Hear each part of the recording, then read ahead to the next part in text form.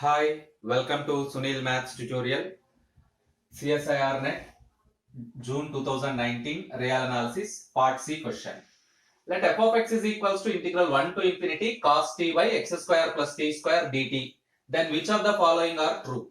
F is bounded on capital R, f is continuous on capital R, f is not defined everywhere on capital R, f is not continuous on capital R. Yes, this is a question from part C. It carries 4.75 marks and there may be more than one correct option. There may be more than one correct option. We solve this problem by using completely basics. Complete basics. So what is f of x here? F of x is equals to integral 1 to infinity cos x divided by x cos t divided by x square plus t square dt. Integration with respect to t. Integration with respect to t. You observe that. Yes, cos t is clearly bounded. Cos t is clearly bounded, and also cos t is continuous. Cos t is continuous on capital R. Of course, it is bounded. Cos t is continuous on the real numbers capital R. Integration with respect to t, and t varies from 1 to infinity. It means t does not equals to 0. It means x square plus t square is not equals to 0. X square plus t square is not equals to 0. And also 1 by x square plus t square. 1 by x square plus t square clearly is not equals to 0. What it means? Cos t is continuous and cos t is defined over capital R. Cos t is defined over capital R. Continuous means it is defined on capital R. Now f of x is equals to integral 1 to infinity cos t divided by x square plus t square dt. You observe that cos t defined. The denominator is defined. So integrand is well defined and integration also defined. It means f is not defined everywhere on capital R is wrong. Clearly f of x is well defined. Clearly f of x is well defined. Cos t is continuous on capital R means what it means? Cos t defined throughout the real numbers. Cos t defined throughout the real numbers. And the t varies from 1 to infinity. Integration from 1 to infinity. And t, what it means? T not equals to 0. Therefore, x square plus t square not equals to 0. What it means? 1 by x square plus t square also not equals to 0. Maybe it is a finite quantity. Therefore, clearly f of x is well defined. F of x is well defined. But what is option C? Not defined. So option C is wrong. Right. Let us check that one. Again, cos t is continuous on capital R. Cos t is continuous on capital R. Cos t is continuous on capital R. Right. And x square plus t square is a polynomial. X square plus t square is a polynomial. We know that every polynomial function is continuous on capital R. X square plus t square is a polynomial. We know that every polynomial function is continuous on capital R. Every non-zero polynomial function is continuous on capital R. Already we see that x square plus t square is not equals to 0. So it is clearly continuous on capital R. Cos t continuous, x square plus t square is continuous. Therefore, cos t by x square plus t square is also continuous. What it means? Integral 0 to t dt is also continuous. What it means? F of x is continuous. F of x is continuous on capital R. But what is option 4? F is not continuous. F is not continuous. So it is very clearly wrong option. Option B is the correct option. It is clearly continuous on capital R. Let us check option 1. F is bounded on capital R. F is bounded on capital R. Take x not equals to 0. Take x not equals to 0 and consider mod f of x. Mod integral 1 to infinity cos t divided by x square plus t square dt, which is less than or equals to integral 1 to infinity mod cos t divided by x square plus t square dt, which is less than or equals to integral 1 to infinity, or you can take modulus of, complete modulus of 1 to infinity 1 by x square plus t square dt. You can use mod outside the integral. You can use the mod outside the integral. So we know that mod cos t is always less than or equals to 1. So it is very clearly less than or equals to 1. Less than or equals to integral 1 to infinity 1 by x square plus t square dt. We know that it is a well known formula which is less than or equals to mod less of tan inverse of 1 by x into this x treated as constant because with respect to integration t. Integration done over t. Therefore, x treated as constant 1 by x into tan inverse of t by x. Tan inverse of t by x. And the limits are 1 to infinity.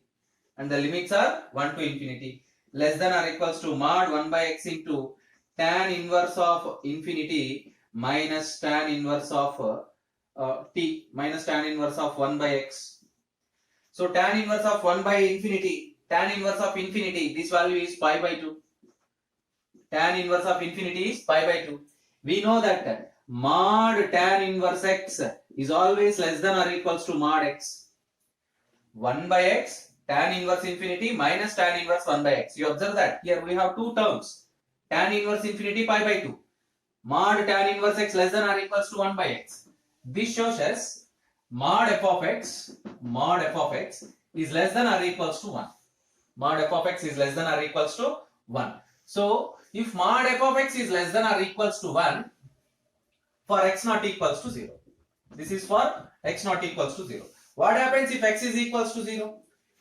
Means f of 0, mod f of 0, x is equals to 0, mod f of 0. You get mod integral 1 to infinity cos 0 divided by 0 plus t square dt, which is equals to integral 1 to infinity minus 1 by t, integral 1 to infinity 1 by t square dt, because cos 0 degrees is equals to 1. You get minus 1 by t, limits 1 to infinity. If you substitute the upper limit, you get 0. 0 minus of minus 1 plus 1. So mod f of 0 also less than or equals to 1. You observe that clearly f of x is bounded for all x. So mod f of x is always less than or equals to 1 for all x belongs to capital R. It means f is bounded on capital R.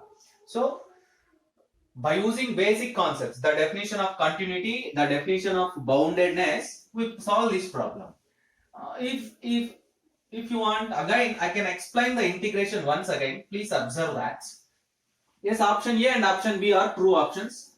Let us I explain the integration again because of a little bit. For x not equals to 0, mod f of x is equals to mod integral 1 to infinity cos t by x square plus t square dt less than or equals to mod integral 1 to infinity 1 by x square plus t square dt. This happens because mod cos t less than or equals to 1 less than or equals to mod 1 by x into tan inverse of t by x, limits 1 to infinity, which is less than or equals to mod 1 by x into tan inverse of infinity minus tan inverse of 1 by x, which is less than or equals to tan inverse of infinity is pi by 2 less than or equals to mod 1 by x into pi by 2 minus 1 by x into tan inverse of 1 by x. Yes, I conclude that this limit is less than or equals to 1. Because of mod tan inverse x is less than or equals to mod x. So mod tan inverse x by mod x is less than or equals to 1. This value is less than or equals to 1. Pi by 2x. So whole value is also less than or equals to 1. That's why we conclude that f of x is bounded. Observe that. Hi, welcome to Sunil Maths tutorial. Again, CSIR Net June 2019 Real Analysis Part C question. Suppose Xn is a sequence of positive real numbers. Xn is a sequence of positive real numbers. What it means? Xn greater than 0 for all n belongs to capital N. And Yn is defined by Yn is equals to Xn divided by 1 plus Xn. Yn is equals to Xn divided by 1 plus Xn. Then which of the following statements are true? Xn is convergent if Yn is convergent. Yn is convergent if Xn is convergent. Yn is bounded if Xn is bounded. Xn is bounded if Yn is bounded. This is a question from part C. What it means? There may be more than one correct option. There may be more than one correct option. You have to find all the correct options. Let us observe that since Xn is positive, then it is very clear 1 less than 1 plus Xn. For all n belongs to capital N. It is very trivial case. Because Xn greater than 0, it is a positive real number. 1 less than 1 plus Xn. If you write the reciprocal, 1 greater than 1 by 1 plus Xn. Multiply on both the sides with Xn.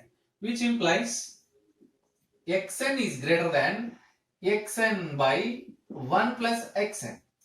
Xn greater than Xn by 1 plus Xn.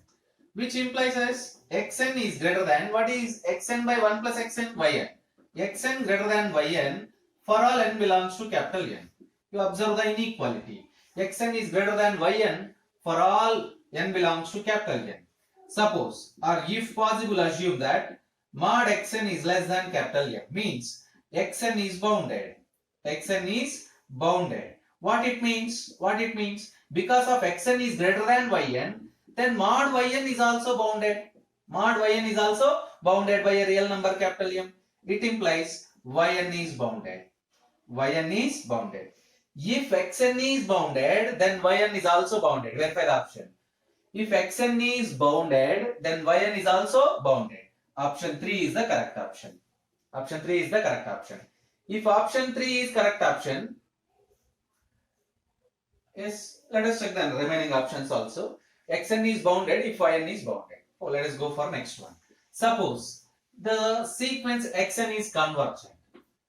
Assume that the sequence is convergent to L. It means limit n tends to infinity, Xn is equals to L. Then limit n tends to infinity, Yn is equals to limit n tends to infinity, Xn by 1 plus Xn. What it means? L by 1 plus L. It is a finite real number. L is a finite real number because Xn converges to always a finite real number. So L by 1 plus L is always less than 1. So this term is also finite number. If L is finite, then L by 1 plus L is also finite. It means if Xn converges to L, then Yn is also converges to some constant L by 1 plus L. So Yn is convergent if Xn is convergent. Yn is convergent if Xn is convergent. If Xn converges to L, then Yn converges to some constant L by 1 plus L. Let us check the next one. So right, by data Yn is equals to Xn by Yn is equals to Xn by 1 plus Xn. Cross multiply the terms. Yn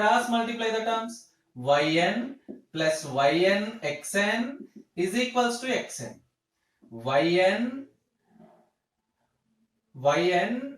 plus Yn, shifting the term, you get Yn minus 1 is equal into Xn.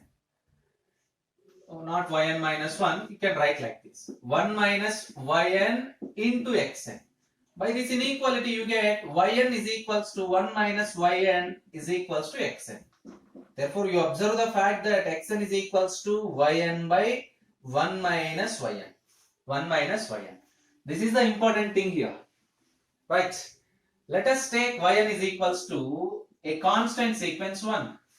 Yn is a constant sequence 1. If Yn is a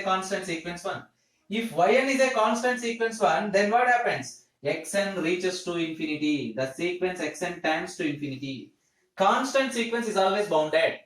You observe that if Yn is bounded, then Xn need not be bounded. Yn is clearly 1. The range of the sequence Yn contains only one element. What is the definition of a bounded sequence? If the range of the sequence is bounded, then the sequence is said to be bounded. If the range of the sequence is bounded, then the sequence is bounded. Yn is a constant sequence. We take it is a constant sequence 1. So it is clearly a bounded sequence. A bounded sequence. But in case of a constant sequence 1, then xn clearly tends to infinity. It means xn is unbounded. Xn is unbounded. Option 4 is wrong. So it is a constant sequence, so it converges to 1. It converges to 1. But xn diverges to infinity. Xn diverges to infinity. Option 1 is also wrong option. Observe that.